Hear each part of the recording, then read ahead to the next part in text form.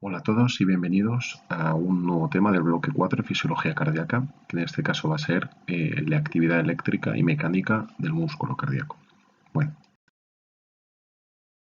vamos a ver primero un poquito la actividad eléctrica del corazón. De forma general, existen dos tipos celulares que van a ser las que van a hacer posible tanto la propagación como la producción del impulso eléctrico que se va luego a transmitir al resto de las fibras. Por un lado tenemos las células específicas del sistema de conducción, que son un tipo de celular específico que está especializado en conducir el impulso eléctrico. ¿Solamente en conducir? No. En condiciones especiales también pueden generar ellas mismas un propio impulso eléctrico, pero eso lo vamos a ver un poquito más tarde. Estas células se encuentran en los haces internodales, en la de His y sus ramas y también en la red de Purkinje. El segundo tipo celular, también de forma general, son las células marcapasos. Este tipo de células están encargadas, está así, de la generación del impulso eléctrico. Se localizan fundamentalmente el nodo sinusal y el nodo auriculoventricular. En cuanto a las células del tejido específico de conducción, vamos a tener que son un tipo de células que están marcadas por esta gráfica de aquí. Vamos a ver cómo funciona este tipo de células. Estas células tienen un potencial de reposo que se sitúa en menos 90 milivoltios y que si le llega un impulso con la suficiente intensidad van a producir una apertura de los canales de sodio. Estos canales de sodio se van a abrir y va a hacer que entre mucho sodio en el interior de la célula. El sodio es un ion positivo, luego esta entrada de sodio va a hacer que el potencial pase de menos 90 enseguida a algo más de más 30 milivoltios. Hay una gran entrada de sodio, ion positivo, luego la célula se positiviza. Al llegar a este punto, esta es la llamada fase cero. Al llegar a este punto, los canales de sodio se inactivan y empieza a salir potasio, ¿vale? Empieza a salir potasio, sale un ion positivo, luego la célula pierde iones positivos, luego la célula empieza a negativizarse. ¿Pero por qué no cae hasta el punto de origen? Pues porque paralelamente se abren unos canales de calcio que van a hacer que entre calcio al interior. El calcio también es positivo, con lo cual el saldo es sale positivo y entra positivo, nos quedamos en un punto como de meseta, ¿vale? Hemos dicho, esta es la fase 0, de entrada de sodio, fase 1 de salida rápida de potasio y fase 2 de meseta o plató, ¿vale? Marcada por la entrada de calcio. Una vez esos canales de calcio se cierran, se va a producir, el potasio sigue saliendo durante todo este tiempo, pero aquí digamos que está compensado por la entrada de calcio. Estos canales de calcio se van a cerrar y entonces ya va a predominar la salida de potasio. Al salir potasio, la célula va perdiendo iones positivos, luego su potencial empieza a estabilizarse hasta llegar a su punto de origen, ¿vale? Esta es la fase 3. Fase 0, repito, entrada de sodio. Fase 1, salida rápida de potasio. Fase 2 o MZ, entrada de calcio. Fase 3, predominio de la salida de potasio. Y fase 4, en la que hay, si os fijáis, tenemos el mismo potencial, pero con los iones cambiados. O sea, hay un defecto de potasio aquí dentro que ha salido y hay un exceso de sodio que ha entrado. Entonces tenemos que la célula está eléctricamente en el mismo punto, pero con los iones cambiados. ¿Qué va a pasar aquí? Pues que la bomba sodio-potasio va a hacer que salga sodio al exterior celular y que entre potasio. Entendido esto, vamos al tema del periodo refractario. Estas células no se pueden contraer siempre que quieran, se contraen durante un momento concreto, pero luego se vuelven incontraíbles, se vuelven refractarias a cualquier estímulo eléctrico. Vamos a ver esto cómo funciona. Si os acordáis de esa diapositiva de hace ya pues, unos cuantos temas, hablamos de que el potencial de membrana, ¿vale? Está aquí, en este caso está en menos 70. Cuando le llega un impulso, aquí se produce una entrada de sodio. Esta entrada de sodio va a hacer que la célula se positivice, lo mismo que hemos visto hasta ahora, y va a salir potasio que va a negativizar la célula hasta su punto de origen, ¿no? Bien, ¿qué va a pasar con los canales de sodio? Los canales de sodio están en situación normal, en situación de reposo, están así, están activos, pero cerrados. Cuando se activan, se va a producir una entrada masiva de sodio que va a producir el potencial de acción, pero inmediatamente se van a inactivar. No están en reposo activos, se están inactivos y por tanto refractarios. Da igual el impulso que le llegue aquí, da igual la cantidad de energía, lo grande que es el impulso eléctrico que le llegue, estos canales al estar inactivados, nunca van a volver a iniciar otro potencial de acción.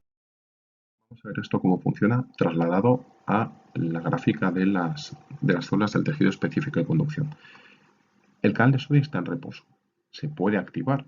Está en una situación en la que no está conduciendo sodio, pero lo puede hacer. Cuando le llega un impulso eléctrico, automáticamente el canal de sodio se activa y entra una ingente cantidad de sodio que positiviza el potencial de membrana. ¿Qué va a pasar aquí?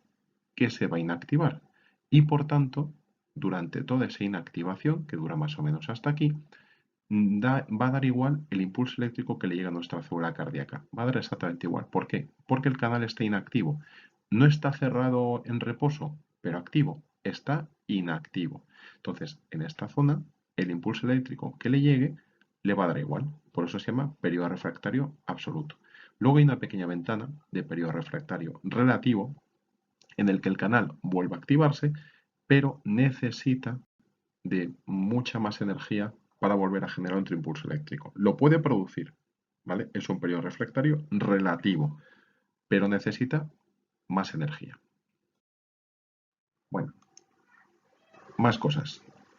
Habíamos dicho que existe un segundo tipo celular que son las células marcapasos. Las células marcapasos, a diferencia de las células de tejido específico de conducción, no tienen fase 1 ni fase 2. Tienen una fase 4 que continuamente va positivizándose, poquito a poco va positivizándose hasta que llega al potencial de acción. Entonces ahí se dispara el potencial de acción, vuelve a bajar y repetimos. ¿Cómo va a funcionar ahora? Bueno, la despolarización, ¿por qué se produce? Por una entrada lenta de sodio y calcio.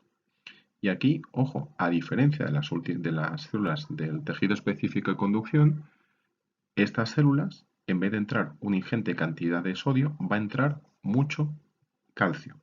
Esta es una diferencia importante con respecto a las anteriores. El potencial de fase 0 no se va a producir por una rápida entrada de sodio, sino por una entrada de calcio.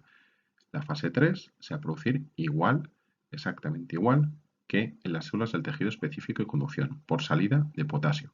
Pero esta es una característica diferencial importante que en el otro tipo de células, la entrada, o sea, la positivización, o digamos el potencial de acción de fase 0 se va a producir por entrada de sodio y esta, sin embargo, por entrada de calcio.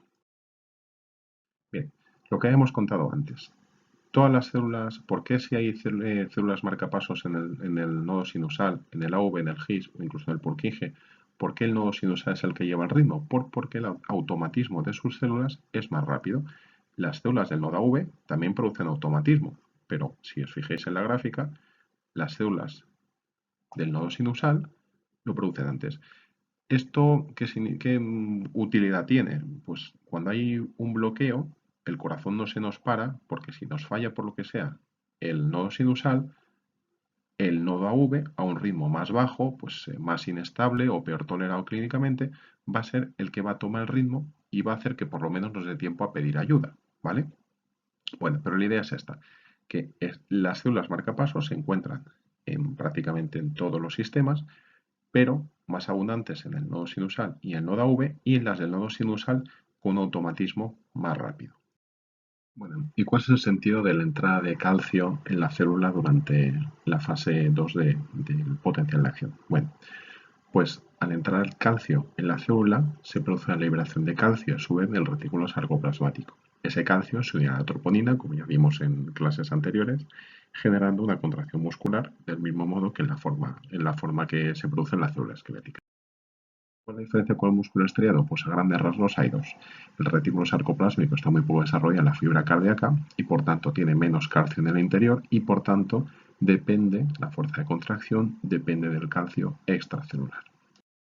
Vamos a ver ahora cómo se produce realmente la contracción coordinada de las células musculares del corazón, ¿vale? O sea, es un poco, vamos a la actividad eléctrica, la vamos a unir a la actividad mecánica para entender la actividad electromecánica del músculo cardíaco. Bueno, el ciclo cardíaco es una secuencia de eventos que produce la contracción ordenada de las diferentes cámaras cardíacas con el objeto de que la sangre se mueva de forma unidireccional y conforme nosotros queremos. Se va a producir progresivamente o secuencialmente, mejor dicho, dos cosas. La sístole, que es la contracción, y la diástole, que es la relajación. Tanto la sístole como la diástole se va a producir en las cámaras auriculares y las cámaras ventriculares. Vamos a ver cómo se produce esto. Bueno, esta sería, a grandes rasgos, las 5 fases del ciclo cardíaco, ¿vale? Voy a poner el puntero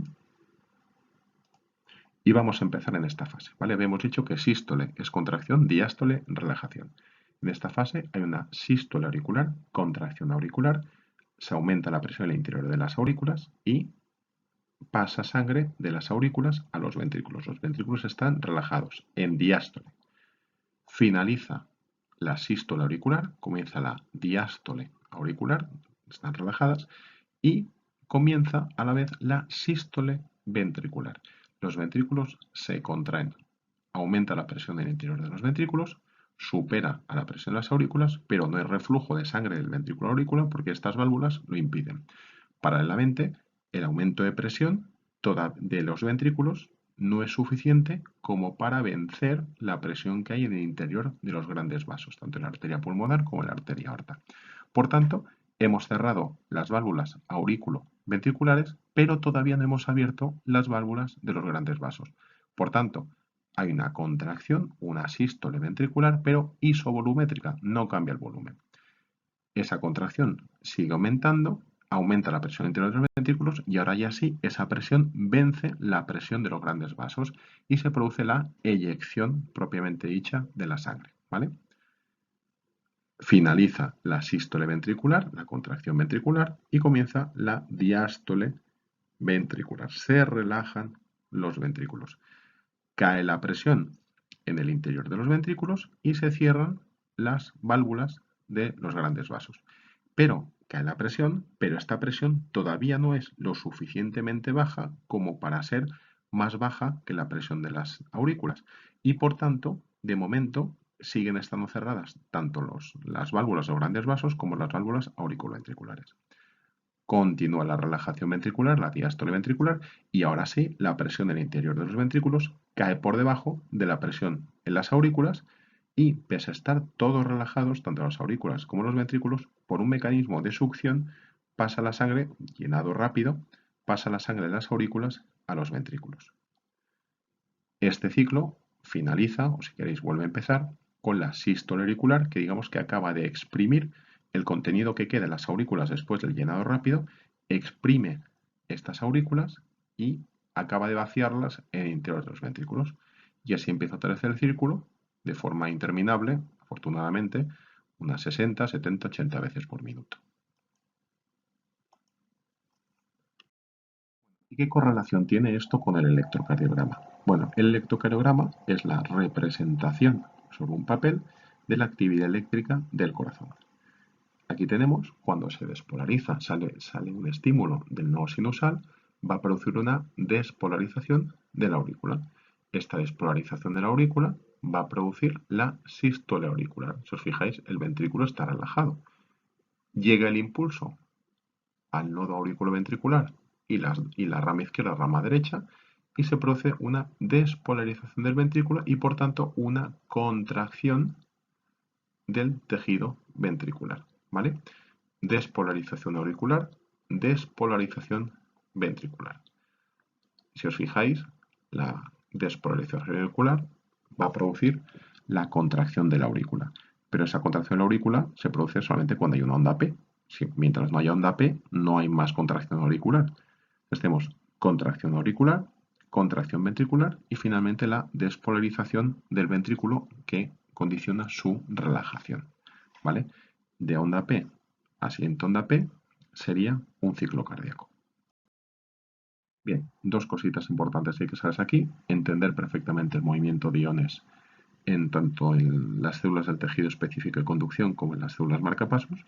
Y por último, entender lo que es sístole, diástole, sístole isovolumétrica, diástole isovolumétrica, ¿vale? En definitiva, las fases del ciclo cardíaco.